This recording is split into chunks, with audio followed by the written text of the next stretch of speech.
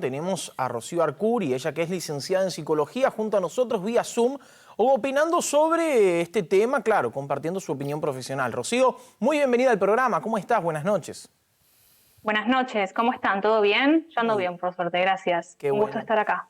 Rocío, contanos un poquito al respecto de este tipo de pérdidas. Hoy en día una persona se puede llegar a preparar como para que no sufra o no sienta este tipo de pérdidas.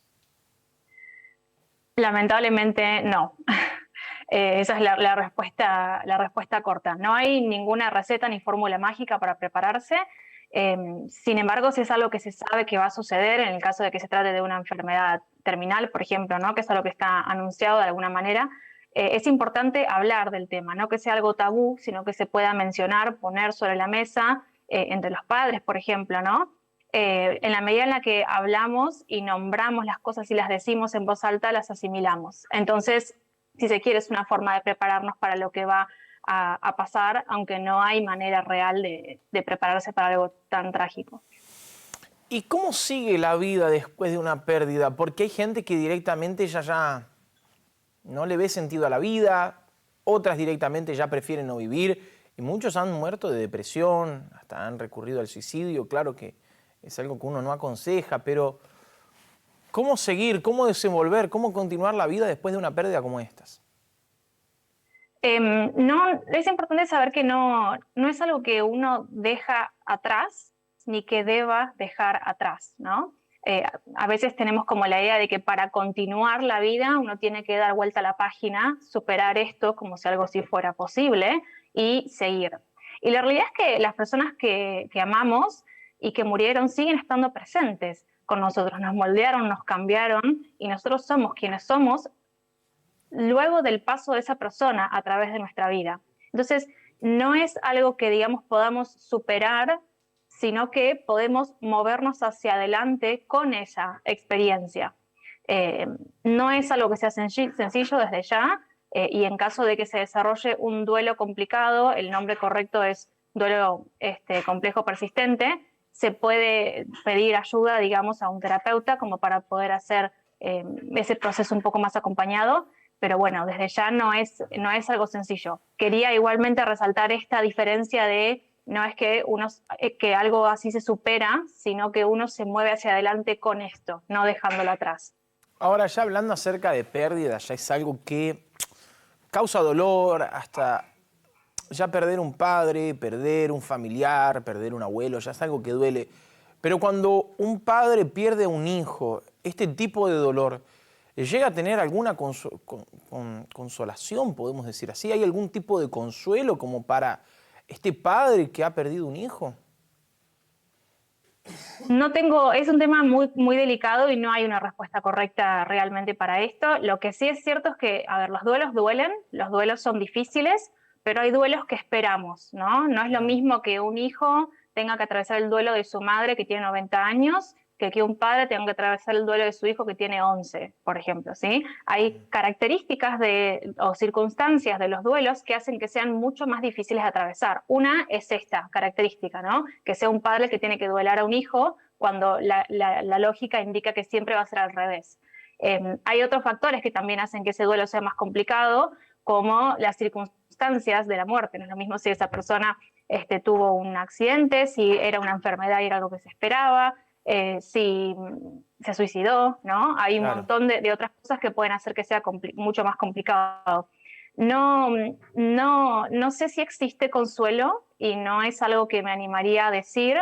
Sí sé que es posible construir una vida con sentido más allá de la pérdida o incluso a partir de ella, porque del otro lado del dolor está lo que es realmente valioso y hay muchísimas personas que a partir de esas experiencias lograron reinventarse, ¿no? Y quizás, no sé, perdieron a su hijo en un accidente de tránsito a manos del volante de un borracho y después crean una ONG para prevenir ese tipo de accidentes y hacen sentido de la pérdida. Eso es de lo más saludable, valioso y hermoso que uno puede construir a partir de una pérdida tan grande y tan trágica. Ahora, Rocío, vos sabés que Isaías comentaba hace un ratito y es algo que nos dejó pensando. El tema lo que se vivió en la pandemia. Si bien fueron muchas muertes inesperadas, muchas personas que perdieron un familiar, padres que perdieron hijos, hijos que perdieron padre y viceversa, etc. Pero también hubo una variante que nadie se esperaba o alguien nunca se imaginó que podría llegar a pasar. El hecho de no dar el último adiós, el hecho de no poder despedirse, el hecho de no poder hacer el duelo de la manera como corresponde. ¿Cómo se manejaría una persona que tuvo que, así, ¿no? Perdió su familiar y no pudo despedirse, no pudo tener ese último adiós, no pudo tener ese último momento con el cuerpo, con el cajón, hacer un velorio, un entierro? Sí, es dificilísimo. Ese es uno de los factores por los cuales el duelo normal puede convertirse en un duelo complicado. El no poder tener los rituales de despedida o digamos, sí, culturales, ¿no? Que tenemos para con Claro. esta circunstancia. Lo que es recomendable hacer es que esa persona pueda conectarse de alguna manera con el fallecido a su manera, ¿no? Honrarlo a su manera. Aún si no pudo, digamos, despedirse del cuerpo, digamos, ver fotos, escuchar canciones que escuchaban juntos, recordarlo, nombrarlo, hablar de esa persona, ir a comer a donde esa persona, no sé, un restaurante que le gustaba. Tiene que encontrar, digamos, otras formas de conectarse con eso, aunque no haya podido ser en el momento y en el lugar en el que lo quería hacer, ¿sí? Eso es algo que puede ayudar a que ese duelo esté andando, digamos, a que marche en lugar de estar estancado. Ahora, ¿es necesario un acompañamiento profesional para una persona que llega a enfrentar la pérdida de un familiar? ¿En qué punto es importante o en qué punto es necesario la ayuda de un profesional para una persona que está pasando por esta situación? No es necesario siempre el apoyo de un profesional. De hecho, en los duelos normales, no me gusta mucho la palabra normal, pero es así como se dice, Claro. no, el acompañamiento terapéutico a las intervenciones hasta podrían ser iatrogénicas, ¿sí? Iatrogénico es que no solo no suma, sino que además resta. Cuando el duelo está transcurriendo, en principio no tenemos que tocar nada. Es una adaptación, digamos, a una situación nueva, a un contexto nuevo posterior a la pérdida. Sí hace falta intervención de un profesional cuando ese duelo normal se convierte en un duelo persistente o complicado. Y eso pasa cuando la persona tiene síntomas que aumentan, o sea, persisten o aumentan a lo largo del tiempo y que pasados los 12 meses aún se aísla, tiene sentimientos excesivos de culpa o autorreproches, o tiene mucho enojo y resentimiento, o no acepta la muerte, o sigue sintiendo que no vale la pena vivir sin esa persona, o sigue sintiendo que hubiera sido mejor morir él, ¿no? Junto con esa persona. Si todos estos síntomas persisten luego de 12 meses o incluso aumentan, es una buena idea considerar contactar a un profesional. También otro criterio es ver si la persona ha podido seguir haciendo sus actividades u otras cosas, o si en cambio su vida se pausó, se estancó y tiene muchísima dificultad para funcionar en áreas importantes. Si algo de esto pasa, es importante consultar a un profesional. Rocío, vos sabés que acá nos acompaña en el programa Isaías. Él me estaba avisando que ya están llegando muchos comentarios. Si me permitís que te mencionemos algunos, como para que también puedas darnos tu opinión al respecto de ellos. Por favor, Isaías. Muchas gracias, Ezequiel. Hola, Rocío. Buenas noches. ¿Qué tal? Hola, buenas noches. No, muy interesante, ¿no? Siempre desde el punto de vista de un profesional que uno piensa que es la cosa más fácil de poder entenderla, porque fíjate que, Rocío, ahora nos están acompañando mucha familia, mucha gente, y la verdad es esa, ¿no? Genera un gran impacto, digamos, puede ser que genere un gran impacto en lo psicológico, en el sentido de no superar, de crear un trauma.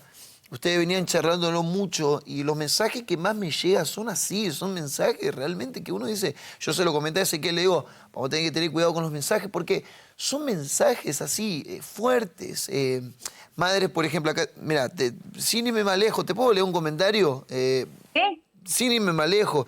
Dice, buenas noches chicos, los estoy escuchando, dice, yo perdí una hija y estuve mucho tiempo con depresión, no lo podía superar. Eso, o sea, claramente nos dice Rocío que acá es un tema bastante grave. Y claro, nadie se salva, ¿no? Porque uno sabe, esto va a pasar hoy, va a pasar mañana. Buah, es así la vida, ¿no? Pero es muy importante que cada uno por lo menos tenga esta conciencia, ¿no? De lo que vos dijiste recién. No es que uno se supera, ¿no? No es que uno lo supera, pero uno va a tener que caminar de la mano porque queriendo o no, la vida continúa, ¿no? Pesa lo que pase, ¿no, Rocío? Esto es muy importante que sea dicho, ¿no? Totalmente, totalmente. Hay una charla TED, se ubican las TED Talks, que se Sí, llama literalmente, y me la anoté para recomendarlo para quien les interese, bien. se llama We Don't Move On from Grief, ¿sí? O sea, no nos movemos, no superamos, digamos, el duelo. We move forward with it, nos movemos hacia adelante con ello, ¿no? Que Muy es impactante prácticamente esa literal. frase, ¿eh? Muy Sí, impactante, muy impactante. totalmente. Y es de hecho de una mujer que tuvo que atravesar 3 duelos muy seguiditos en 3 meses, duelos muy importantes, ¿no?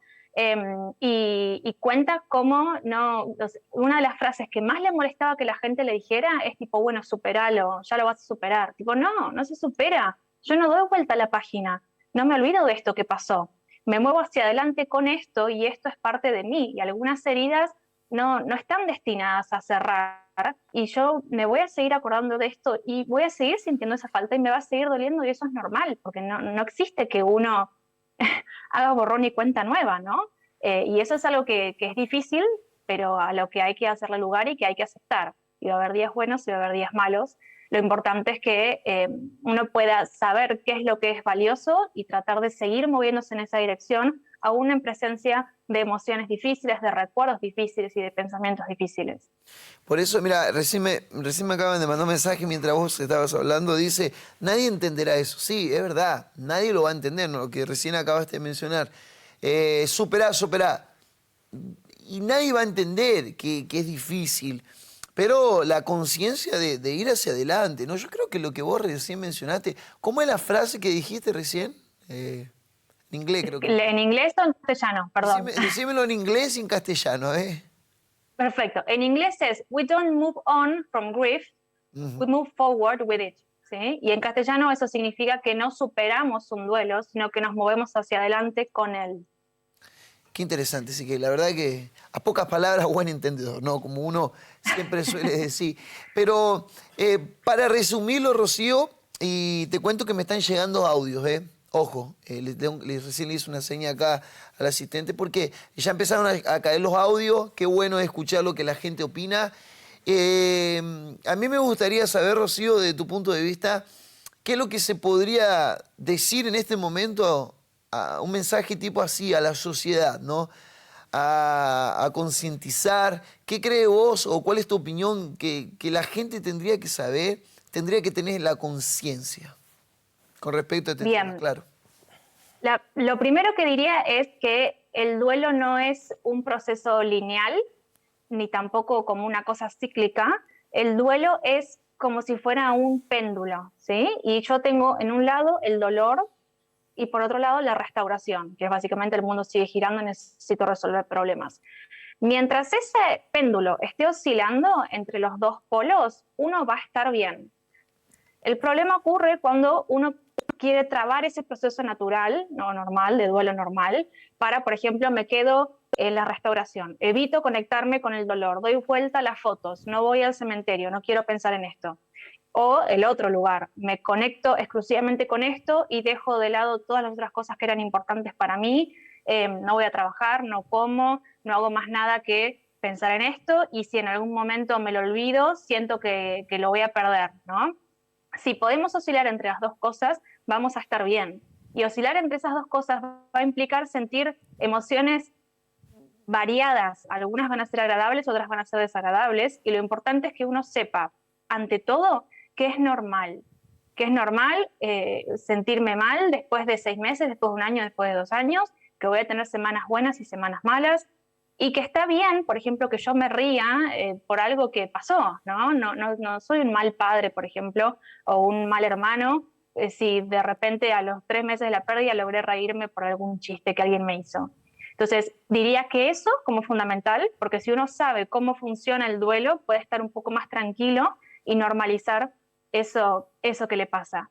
Y en un segundo lugar, algo importante que me parece que también está bueno decir, es que a lo largo del duelo las personas tenemos diferentes necesidades. En algún momento voy a necesitar que alguien me ayude a resolver un problema, en otro momento voy a necesitar que alguien simplemente esté sin hablar, en otro momento voy a necesitar que alguien me distraiga, en otro momento voy a necesitar que alguien me escuche y me preste su hombro y su oreja, ¿sí? Para llorar. Entonces es importante para el doliente, esa persona que está duelando, saber qué es lo que necesita en ese momento y transmitírselo a los otros. Y para los otros es importante no asumir que saben lo que el otro necesita, sino preguntarlo. ¿Cómo puedo ayudarte en este momento? ¿Qué puedo hacer por vos? ¿Querés que esté? ¿Querés que me vaya? ¿Querés que me quede en silencio? ¿Querés que hagamos algo? ¿Qué necesitas de mí ahora? ¿Cómo puedo ayudarte? Entonces esa es un apoyo súper respetuoso. Y eso es lo que una persona doliente, ¿no? Lo que el doliente necesita. Creo, Rocío, que la verdad que fue fuiste muy clara. Muy clara, ¿no? muy clara. Muy clara, la verdad. Me alegro, gracias. Desde ya, Rocío, de mi parte, muy amable, muchísimas gracias. Y bueno, de mi parte te invitaría a que te quedes hasta el final, ¿viste? Hasta el final para ver la opinión de la gente. Estoy seguro que mucha gente ha entendido de forma clara. Gracias de mi parte. Gracias, Rocío. Qué bueno. Gracias, Isaías. Toda la producción te agradece acá por el hecho de acompañarnos. Y como para ir finalizando, si alguna persona que de repente del otro lado nos está acompañando quiere entrar en contacto con vos de forma profesional, quiere buscar ayuda en esta oportunidad, ¿cómo pueden contactarse con vos? ¿Cómo pueden encontrarte? Nos pueden buscar en Instagram como @psicopsimple con P 2 veces o en la web como psicopsimple.com.ar. Ahí tenemos un proyecto de difusión de psicología o de prácticas basadas en la evidencia con mi colega, el codirector Agustín Menéndez, y además damos atención clínica, formamos una red de derivación de terapeutas y damos cursos virtuales, ¿no? Tenemos como esas dos unidades de negocio, se podría decir. Así que si quieren ubicarnos, nos buscan así por las redes. Bueno, buenísimo. Entonces, Rocío, muchísimas gracias por tu participación, por acompañarnos y por también hablar de esta manera tan clara para poder ayudar a toda la sociedad. Esperamos en una próxima oportunidad estar juntos conversando de un tema como estos. ¿Dale? Gracias, fue un gusto. Bueno. Cuando quieran. Muy buenas noches. Buenas noches. Chao, Rocío.